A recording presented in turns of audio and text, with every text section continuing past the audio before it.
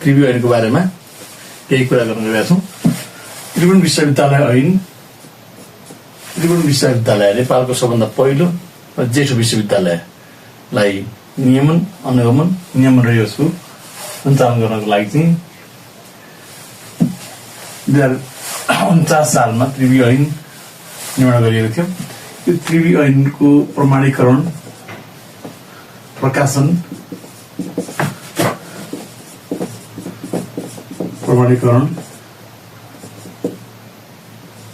र प्रकाशन 2049 9 महिना 22 गते भएको थियो।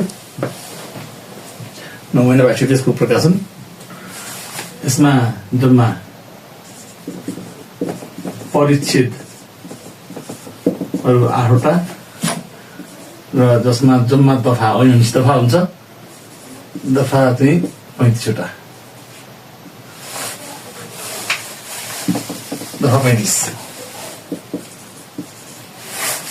दफा 35 परिच्छेद 8।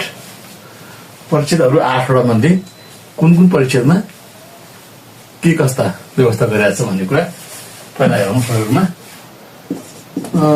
परिच्छेद 1 मा के छ, 2 मा के छ, परिच्छेद 3 मा के छ, परिच्छेद 4 मा के छ, यसै गरी परिच्छेद 5 मा के छ। म सरल पहिला परिच्छेद कुन परिच्छेदमा के कस्तो व्यवस्था गरेको छ भनेर हेरौँ है त। परिच्छेद 1 मा चाहिँ के छ भन्दाखेरि प्रारम्भिक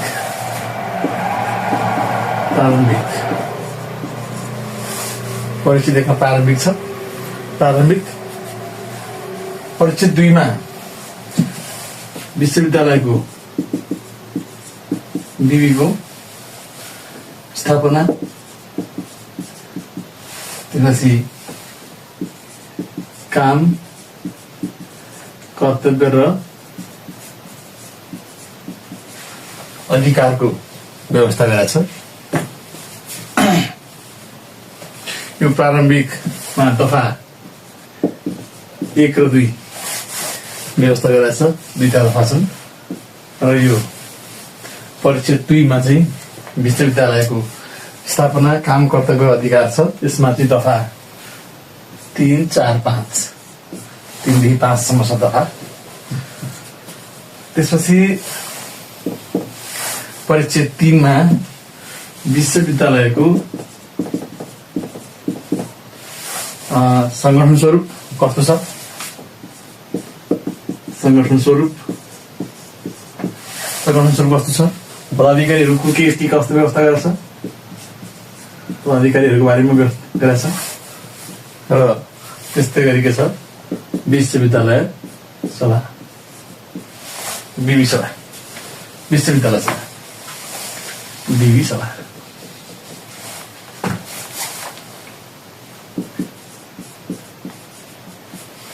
यसमा चाहिँ दफा 6 देखि दफा 10 सम्म छ यिनीहरूको बारेमा। दफा 4 मा चाहिँ दफा परिच्छेद 4 मा प्राज्ञिक परिषदको व्यवस्था गर्छ। प्राज्ञिक परिषद 2000। दफा 5 मा कार्यकारी परिषद,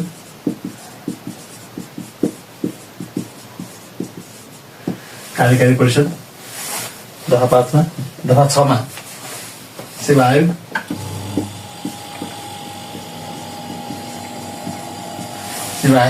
दफा 6 मा। दफा 7 मा के छ भन्दाखेरि विश्वविद्यालयका पदाधिकारीहरू, विविका अन्य पदाधिकारीहरू,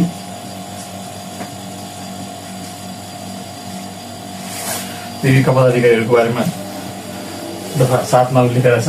सरी, परिच्छेद 7 मा। परिच्छेद 8 मा के छ भन्दाखेरि विश्वविद्यालयको कोष, लेखा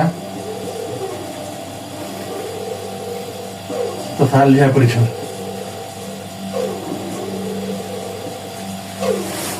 व्यवस्था गरेको छ। दफा 35 सम्म भयो। अब यो तथा 6 देखि 10 सम्म विश्वविद्यालयको संगठन स्वरूप पदाधिकारी र विश्वविद्यालय सभाको बारेमा व्यवस्था गरेको छ। यो प्राज्ञिक परिषद परिच्छेद 4 मा छ। प्राज्ञिक परिषदको बारेमा तथा 11 र 12 मा यसको व्यवस्था गरेको छ। कार्यकारी परिषद परिच्छेद 5 को तथा 13 र 14 मा व्यवस्था गरेको छ। त्यस्तै सेवा आयोगको तथा 15 मा छ। विश्वविद्यालयका पदाधिकारीहरू तथा 16 देखि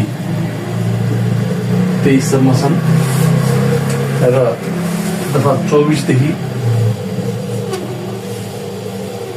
35 सम्म चाहिँ यो कोष लेखा तथा लेखा परीक्षण भनेर यसरी जम्मा 8 परिच्छेदमा त्रिवी ऐनलाई 8 परिच्छेद बाँडेको छ जम्मा तथा 35 वटा। पहिलो परिच्छेदमा 2टा 2 भन्दै 3 लेख्छु 2टा, त्यसपछि 3टा, तेस्रो परिच्छेदमा 5 वटा 2 3 5 यसरी नै 2 3 5 यसो छ।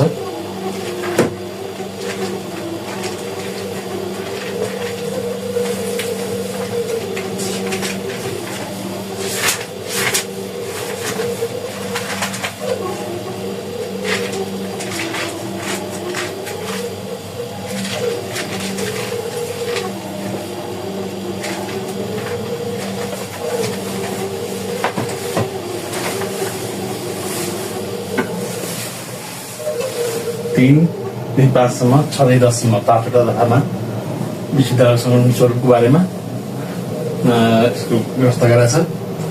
प्राज्ञिक परिषद 11 र 12 गरी 2टा दफामा, अनि त्यसपछि प्राज्ञिक परिषदको 2 दफामा, त्यसपछि एउटा, त्यसपछि 16 देखि 23 सम्म 8 वटा र 12 वटा यसरी समय चाहिन्छ। 2 2 3 5 चाहिन्छ। 5 भनेको फेरि के त 2 2 1 5 भयो चाहिन्छ। 8 र 12 परेछ। 8 र 12 यसरी दफाहरू परिच्छेदमा कुन परिच्छेदमा कति दफा छ भन्ने बारेमा पनि हामीले यसरी चाहिँ हेर्न सकिन्छ। अब हामी दफा वाइज परिच्छेदमा के व्यवस्था गरेको छ त भनेर फेरि हामी परिच्छेद 1 मा के व्यवस्था गरेको छ, परिच्छेद 2 मा के छ, 3 मा के छ, परिच्छेद 4 मा के छ, 5 मा 6 मा 7 मा 8 मा के छ भनेर यसको बारेमा हामी यहाँ हेर्छौँ एकछिन। अब यसलाई मैले लेखेँ परिच्छेद 1 मा चाहिँ के छ त। परिच्छेद 1 मा प्रारम्भिकमा के छ भन्दा दफा 1 मा यसको के छ, संक्षिप्त नाम र प्रारम्भ दफा 1 मा छ। दफा 2 मा के छ, परिभाषा छ। परिभाषा विश्वविद्यालयको यो विश्वविद्यालयको के छ भन्दाखेरि संक्षिप्त नाम के हुन्छ भन्दा त्रिभुवन विश्वविद्यालय ऐन 2049 त्रिभुवन विश्वविद्यालय होइन, हामीले यसलाई त्रिभुवन भन्छौँ छोटकरीमा। त्रिभुवन विश्वविद्यालय ऐन 2049 भनेर यसको पुरा नाम हो। त्यो नामको यो हुने त्रिभुवन विश्वविद्यालय ऐन 2049 हुने भनेर व्यवस्था गरेको छ। र दफा 2 मा परिभाषा दिएको छ। परिभाषा हुनाले जस्तो विश्वविद्यालय भन्नाले के बुझिन्छ, सभा हुनाले के बुझ्ने, प्राज्ञिक परिषद भनेको के बुझ्ने, प्राज्ञिक परिषद हुनाले के बुझिन्छ, त्यस्तै गरी कार्यकारी परिषद, सेवा आयोग, अध्ययन संस्थान, अनि संकाय, अनुसन्धान केन्द्र, अनि त्यसपछि डिन भनेको के, अनि त्यसपछि कार्यकारी निर्देशक भनेको के हुन्छ, के हो, कस्तो हुन्छ, डिन केलाई भन्ने, शिक्षक केलाई भन्ने, विभाग केलाई भन्ने, आङ्गिक क्याम्पस केलाई भन्ने, त्यसपछि सम्बन्धन प्राप्त क्याम्पस केलाई भन्ने, यस्ता बारेमा यसको बारेमा विद्या परिषद भनेको के भनेर यसरी चाहिँ यी कुराहरूको परिभाषा उल्लेख गरेको छ। यसमा हामीलाई सम्बन्धन प्राप्त क्याम्पस र आङ्गिक क्याम्पस भनेको के भनेर चाहिँ हामीलाई कहिलेकाहीँ सोध्न पनि सक्छ। आङ्गिक क्याम्पस भन्नाले के बुझिन्छ, तलका मध्ये के जनाउँछ, अथवा सम्बन्धन प्राप्त क्याम्पस भन्नाले के बुझिन्छ भनेर। आङ्गिक क्याम्पस भन्नाले चाहिँ विश्वविद्यालयको आङ्गिक क्याम्पस भनेर सम्झिनुपर्छ र सम्बन्धन प्राप्त क्याम्पस भन्नाले चाहिँ के छ भन्दाखेरि विश्वविद्यालयबाट सम्बन्धन प्राप्त गरेको क्याम्पस भनेर बुझ्नुपर्छ भनेर यो परिभाषामा उल्लेख गरिएको छ दफा 2 मा। अब त्यसो भए यो दफा 2, दफा 1 र 2 चाहिँ के छ, यो परिच्छेद 1 मा 2 दफा छ। अब हामी जान्छौँ परिच्छेद 2 मा। परिच्छेद 2 मा के कस्तो छ त भन्ने कुरा, परिच्छेद 2 मा के व्यवस्था गरेको छ त। परिच्छेद 2 हामी हेरौँ। परिच्छेद 2 भनेको के त, त्रिभुवन विश्वविद्यालयको स्थापना, काम, कर्तव्य र अधिकार भनेको थियो। त्रिभुवनको स्थापना, काम, कर्तव्य र अधिकार सम्बन्धी व्यवस्था चाहिँ परिच्छेद 2 मा गरेको छ। यसमा चाहिँ के छ भन्दा त्रिभुवन विश्वविद्यालयको स्थापना, विश्वविद्यालयको स्थापना, काम, कर्तव्य र अधिकारको बारेमा यहाँ लेखेको छ। यसमध्ये दफा 3 मा हुन्छ। 3 मा चाहिँ त्रिभुवन विश्वविद्यालय कायम रहने भनेर के त्रिवी कायम रहने भनेर भनेको छ दफा 3 मा। दफा 4 मा के छ भन्दाखेरि विश्वविद्यालय के हुने, सुशासित हुने, सुशासित संस्था हुनेछ भनेर भनेको छ। यस अन्तर्गत सुशासित संस्था हुने भनेको कस्तो भन्दाखेरि विश्वविद्यालयमा विश्वविद्यालय के हुन्छ भने एउटा अविच्छिन्न पदाधिकारीवाला चाहिँ एउटा के हुन्छ, स्वशासित र सङ्गठित संस्था हो भनेर भनेको छ। यसमा पदाधिकारीहरू के हुन्छन् त, अविच्छिन्न भइरहन्छन्। पदाधिकारी विहीन अवस्था चाहिँ नहुने भनेको छ। के छ अर्को भन्दा विश्वविद्यालयको सबै काम कारबाही ती उसको काम कारबाहीको लागि चाहिँ छुट्टै छाप हुने भनेर व्यवस्था गरेको छ।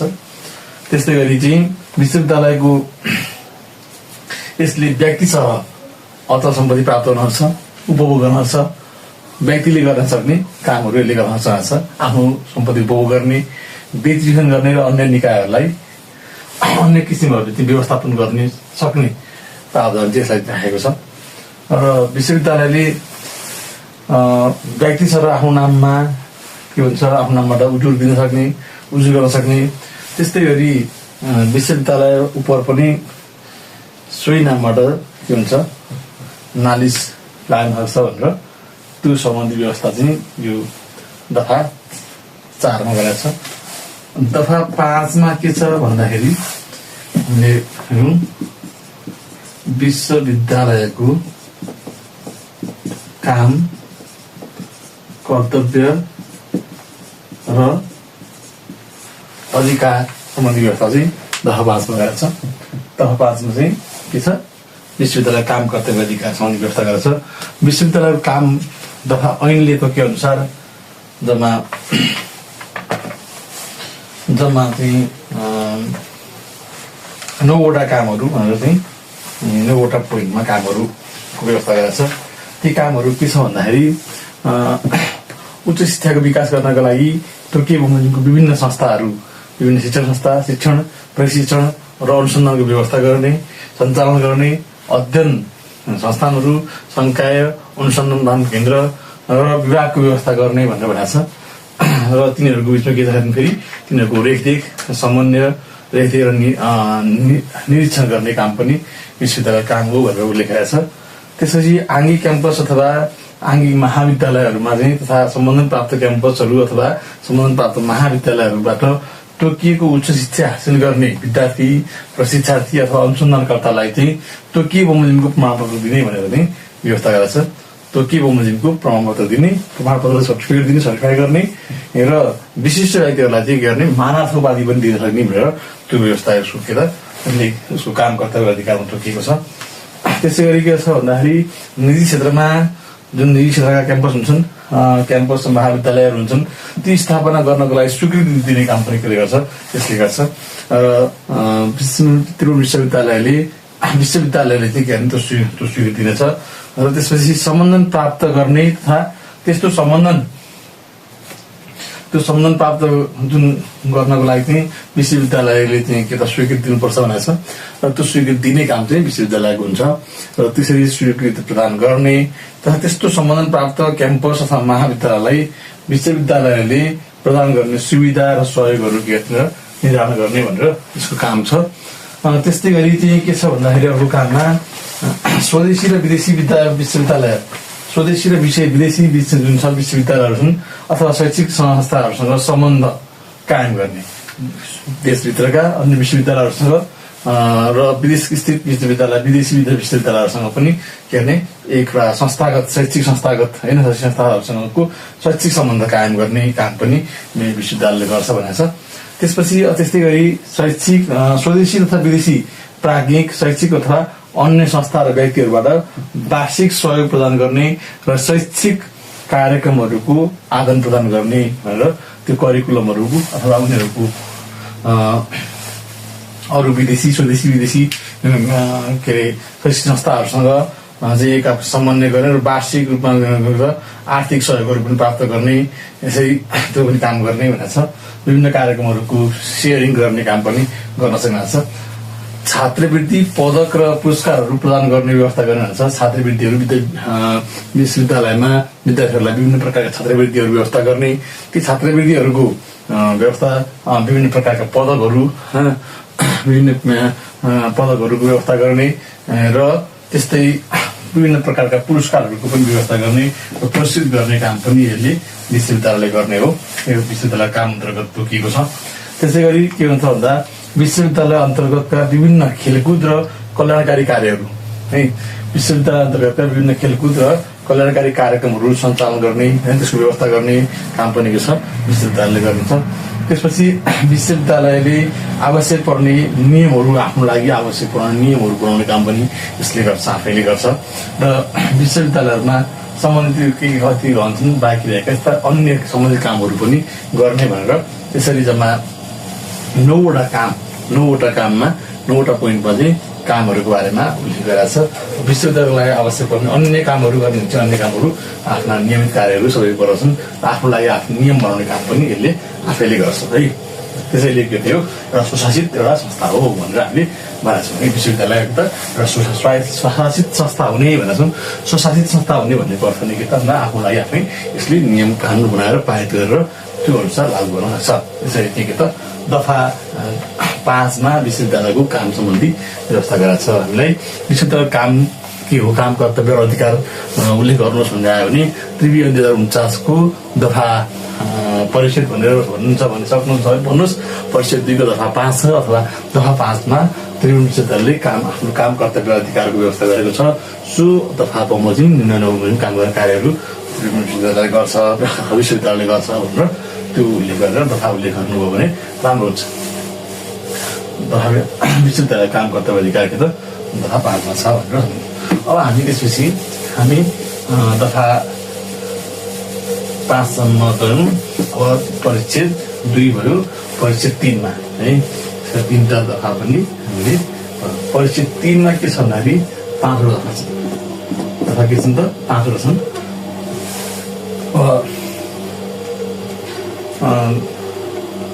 5 सम्म हो यहाँ, अब 6 दफा 7 दफा 8 र दफा 9 1 2 3 4 दफा 10।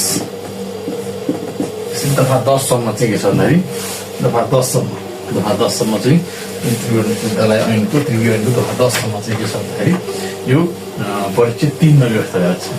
परिच्छेद 3 मा के छ हामी भन्थ्यौँ, परिच्छेद 3 मा के पर्छ, त्रिकोण विश्वविद्यालयको संगठन स्वरूप, पदाधिकारी र विश्वविद्यालय सभा के थियो युबीको विश्वविद्यालयको संगठन स्वरूप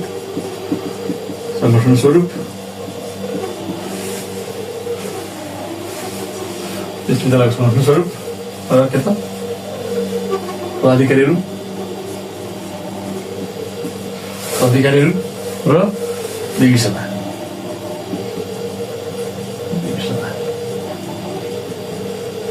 यसको व्यवस्था दफा 6 मा के छ भन्दाखेरि विश्वविद्यालयको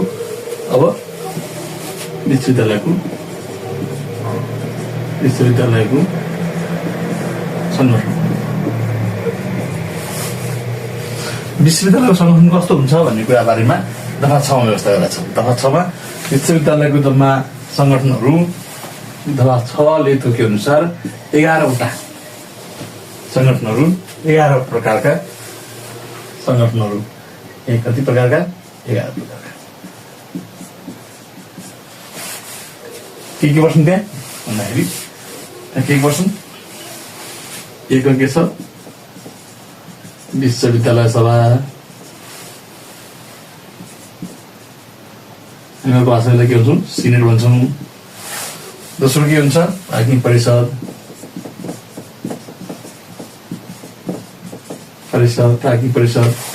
तेस्रो के हुन्छ प्राज्ञिक परिषद हुन्छ कार्यकारी परिषद।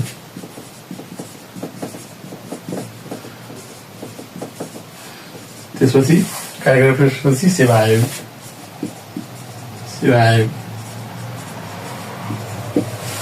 के होला, सेवा आएपछि अध्ययन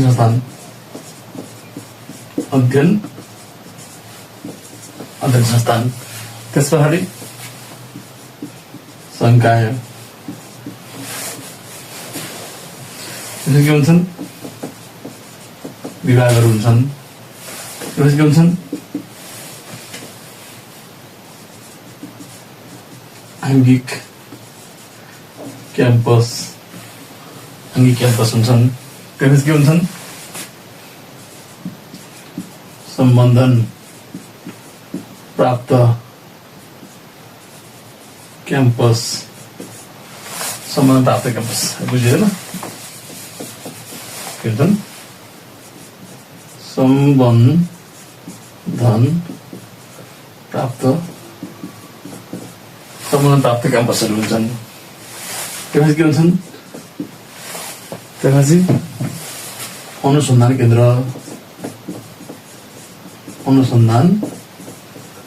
केन्द्रहरू हुन्छन् हैन। र बाँकी रहेका अन्य निकायहरूलाई अन्य निकायहरू भनेर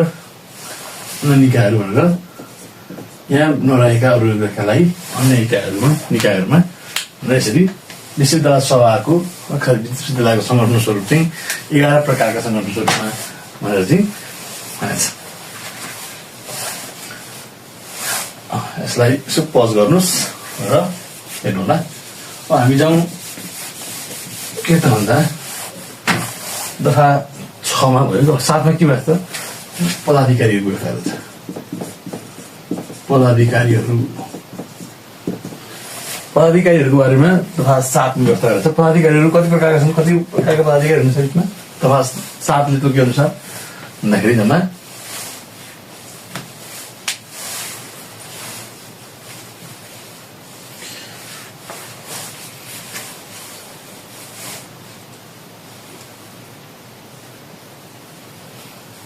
ती पनि 11 प्रकारका छन्।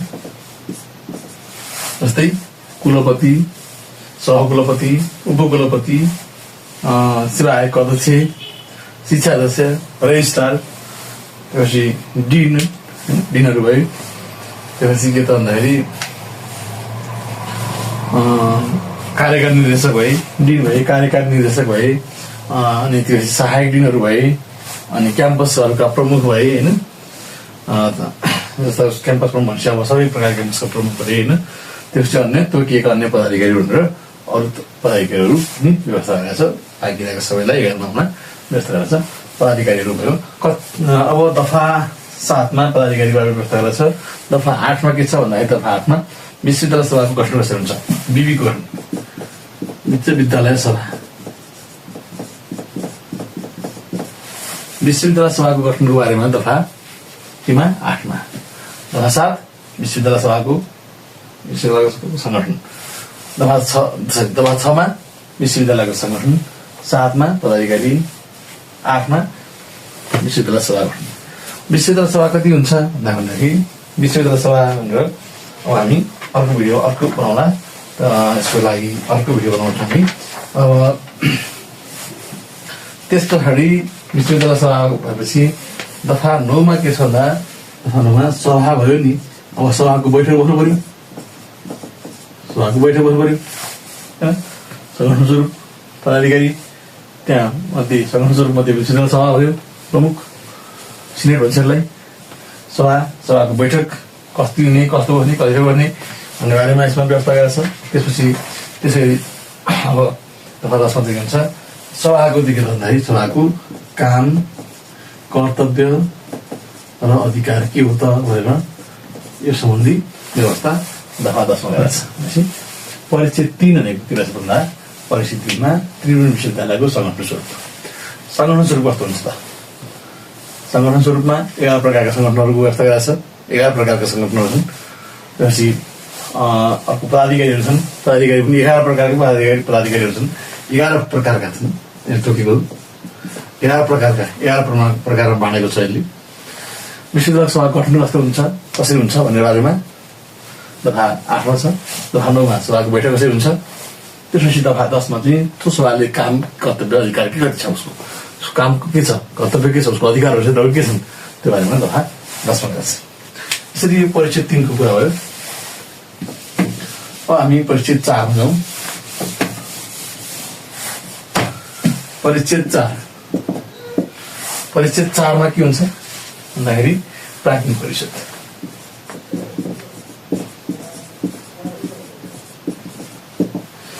हामी के सक्यौँ। अब प्राज्ञिक परिषदको गठन चाहिँ के हुन्छ, यसमा पनि के हुन्छ अब जम्मा 2 दफा छन्। दफा कति हामी पुग्यौँ, 5, 10 पुग्यौँ। अब हामी दफा 11 र दफा 12। दफा 11 मा के छ भन्दाखेरि त यसको प्राज्ञिक परिषदको गठन कसरी हुन्छ नि छ। प्राज्ञिक परिषदको गठन प्रक्रिया छ र यसको प्राज्ञिक परिषदको के त भन्दा काम, कर्तव्य र अधिकार। अहिले हामीले विश्वविद्यालय सभा हेरौँ। सभाको काम, कर्तव्य, अधिकार, गठन प्रक्रिया, काम, कर्तव्य, अधिकार हेरौँ नि होइन। जस्तो 10 मा के हामी काम, कर्तव्य, अधिकार हेरौँ। दफा 9 मा के हेरौँ, गठन प्रक्रिया हेरौँ होइन। त्यसपछि बैठक हेरौँ। दफा 9 मा बैठक हेरौँ। दफा 8 मा के छ त विश्वविद्यालय सभा गठन कसरी हुन्छ, विश्वविद्यालय सभाको गठन प्रक्रिया छ। 9 मा के छ, 9 मा बैठक छ। 10 मा के छ, 10 मा के छ यसको काम, कर्तव्य, अधिकार छ। 11 मा के छ, प्राज्ञिक परिषद छ। प्राज्ञिक परिषद गठन कसरी छ। 12 मा के छ त्यसको अब त्यो प्राज्ञिक परिषदको के हुन्छ, काम, कर्तव्य, अधिकार छ। अब हामी दफा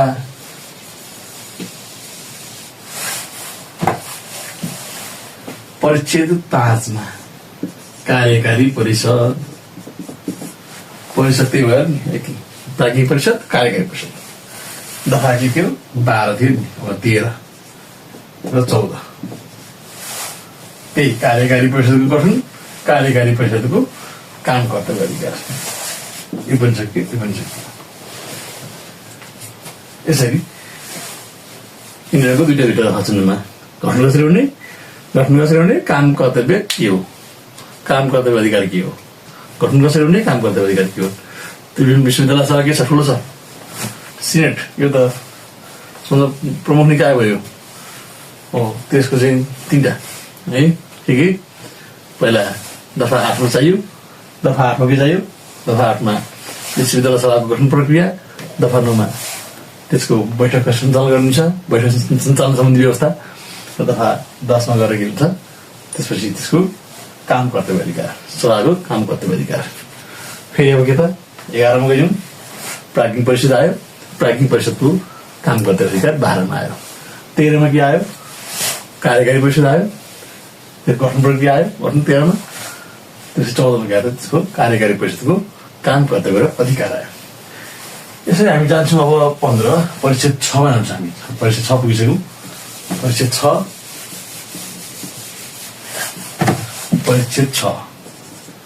परिच्छेद 6 मा के हुन्छ भन्दाखेरि त एकल छ नि, एउटा छ नि, एउटा के हुन्छ आयोग है, एउटा के हुन्छ आयोग हुन्छ, सेवा आयोग हुन्छ, सेवा आयोग के हुन्छ सभा सेवा आयोग। यसको दफा नै एउटै छ। कति छ हामी, कति पुग्यौँ हामी, दफा हामी कति पुग्यौँ, दफा 15 पुग्यौँ होइन। अघि 13 चल्नु थियो, अब 15 मा सेवा आयोग, सेवा आयोग भएर छ, एउटै दफा छ। अब हामी परिच्छेद 7 मा पुग्छौँ। अब हामी सकिन छौँ परिच्छेद 7, यो सेकेन्ड लास्ट। परिच्छेद 7 मा के छ, परिच्छेद 7 मा के छ, विश्वविद्यालयका पदाधिकारीहरू, विश्वविद्यालयका पदाधिकारीहरू छ। विश्वविद्यालयका पदाधिकारीहरू के छ भन्दाखेरि दफा 3 को के थियो, दफा 3 को परिच्छेद 3 को दफा 7, दफा 7 मा थियो होइन। तर यहाँ पदाधिकारीहरूको अब के छ भन्दाखेरि के हुन्छ नि त, तिनीहरूको बारेमा छुट्टा छुट्टै दफा छ। दफा कति 16, दफा 16बाट सुरु हुन्छ। दफा 16, 17, 18, 19, 20, 21, 22 र दफा 23 सम्म छ। यो 1 र 2, यो 3 र 5, यो 6 र 10, यो 11 र 12, यो 13 र 14, यो 15, यो 16 देखि 23, यो 24 देखि 35 यस्तो है। त्यसैले होला। अब दफा 16 मा के छ, पदाधिकारीमा के हुन्छ, अब सन्दर्भ के हुन्छ, सन्दर्भ कुन हुन्छ, त्रिभुवन विश्वविद्यालय सन्दर्भ को हुन्छ, त्रिभुवन विश्वविद्यालय सन्दर्भ को हुन्छ,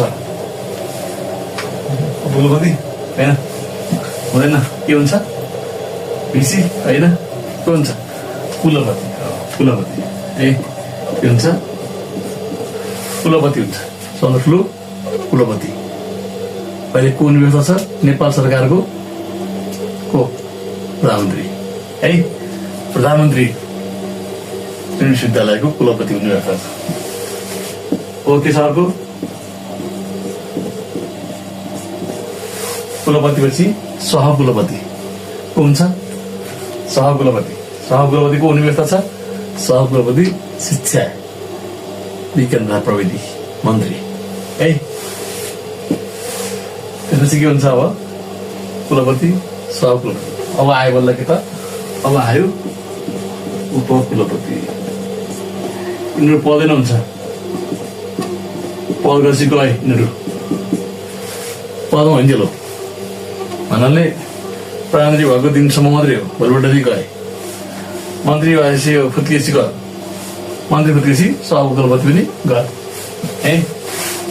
उपकुलपति यिनीहरू चाहिँ के हुन्छन् अब अवधि हुन्छन् है अवधि हुन्छन् निश्चित अवधि तोकेको हुन्छ निश्चित कुलपति के भने प्रधानमन्त्री विश्वविद्यालयको कुलपति हुनेछ भन्ने व्यवस्था गरेको छ सहकुलपति शिक्षा तथा संस्कृति मन्त्री वा राज्य मन्त्री भनेको छ तर अहिले शिक्षा विज्ञान तथा प्रविधि मन्त्री भन्नुपर्छ शिक्षा विज्ञान तथा प्रविधि मन्त्री अथवा नभए राज्य मन्त्री सहकुलपति हुन्छन् उपकुलपति भनेको विश्वविद्यालयको होल टाइमर पुरा समय काम गर्ने प्रमुख पदाधिकारी हो पुरा समय काम गर्ने पदाधिकारी हो यिनीहरूको अवधि दिन्छ भन्दाखेरि यिनीहरूको पदमा यिनीहरूको पदावधि त 5 वर्ष हुन्छ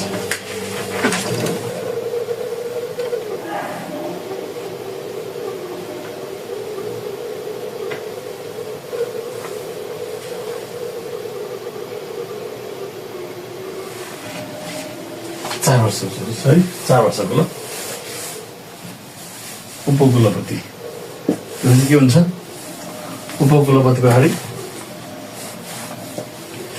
शिक्षाध्यक्ष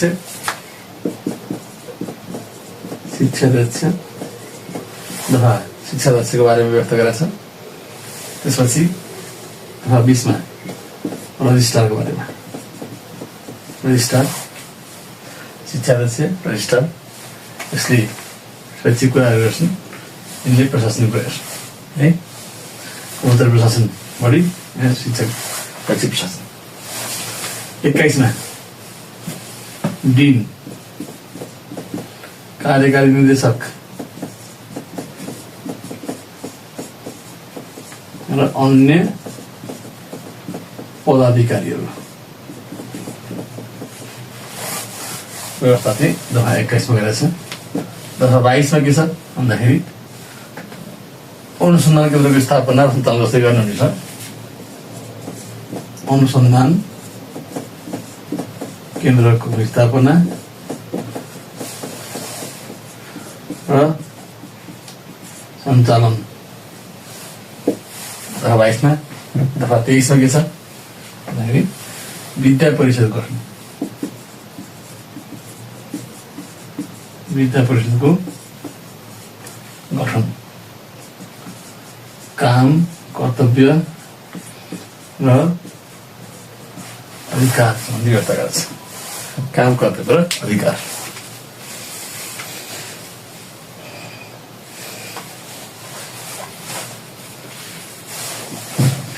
यसरी दफा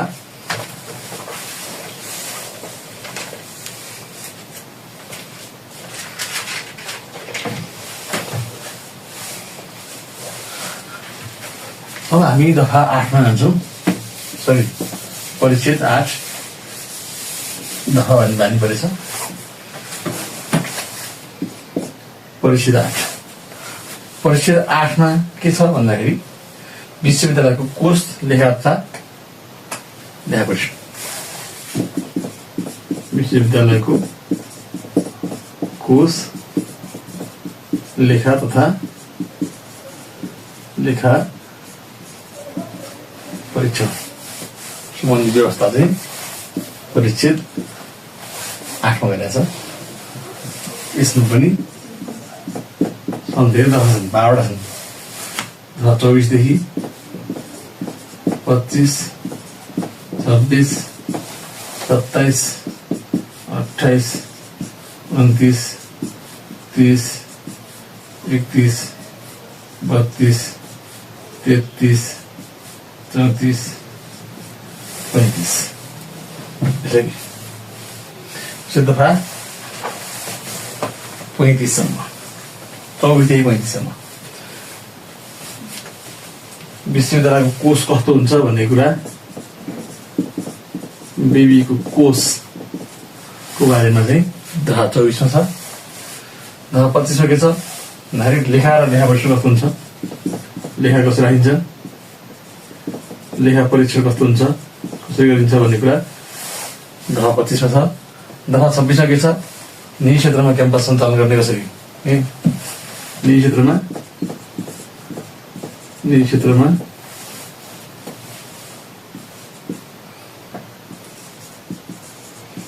क्याम्पस अथवा महाविद्यालय हुनुहुन्छ को स्थापना र सञ्चालन है अथवा सम्बन्धन दिने कुरा हुन्छ। 27 मा के छ भन्दाखेरि विश्वविद्यालयमा भर्ना हुन चाहिने योग्यताको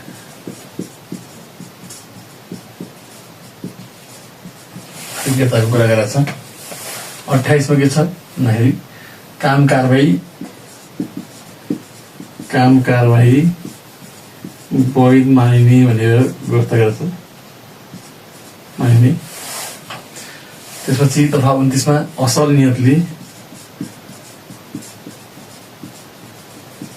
नियतले काम गरेकोमा बचाउ गर्ने व्यवस्था लेखेर छ। दफा 30 मा अधिकार प्रत्यायोजनको कुरा गरेको छ। अधिकार प्रत्यायोजन भनेको आफ्नो जिम्मेवारी आफूले गर्नुपर्ने काम चाहिँ अर्को निकायलाई तल्लो निकायलाई अथवा कुनै व्यक्तिलाई प्रदान गर्न सक्ने कुराहरू अधिकार प्रत्यायोजन पर्छ। त्यो प्रत्यायोजनको कुरा लेखेको छ। तथा 31 मा के हुन्छ नेपाल सरकारसँग सम्पर्क कसरी गर्ने भन्ने कुरा गरेको छ यसमा। दफा 31 मा भयो। दफा 32 मा के छ वार्षिक प्रतिवेदन कुरा लेखेको छ। वार्षिक प्रतिवेदन कुरा गरेको छ। दफा 33 मा के छ विश्वविद्यालयलाई छुट के कस्ता छुटहरू छन् हैन छुट र के कस्ता सुविधा छन् त सुविधा अथवा छुटको व्यवस्था यसमा के छन् गरेको छ। दफा 34 मा के छ भने यसले नियम बनाउने अधिकार उल्लेख यहाँ गरेको छ। दफा 35 मा चाहिँ के त पुरानो खारेजी र अहिलेसम्म भएका कामहरूको बचाउ लेखेको छ। त्यसरी अन्तिम दफा त खारेजी बचाउ प्रायः झाँसेको हुन्छ। पुरानो ऐन खारेजी पुरानो काम खारेजी र त्यसको अन्तर्गत भएका कामहरू पूर्व भएका कामहरू यसै ऐनमा बमोजिम भएको मानिने छ भन्ने कुरा लेखेको हुन्छ। यसरी दफा 35 वटा सक्यो। यसरी कि 35 वटा दफामा के कस्तो व्यवस्था गरेछ भन्ने बनाइनुहोस् है। कहिलेकाहीँ त्यो सन्धि व्यवस्था कति ठाउँ गरेको छ भनेर सोध्देला अथवा लेख्ने कुरामा पनि हामीले कहिलेकाहीँ दफा यतिमा यो व्यवस्था गरेको छ भनेर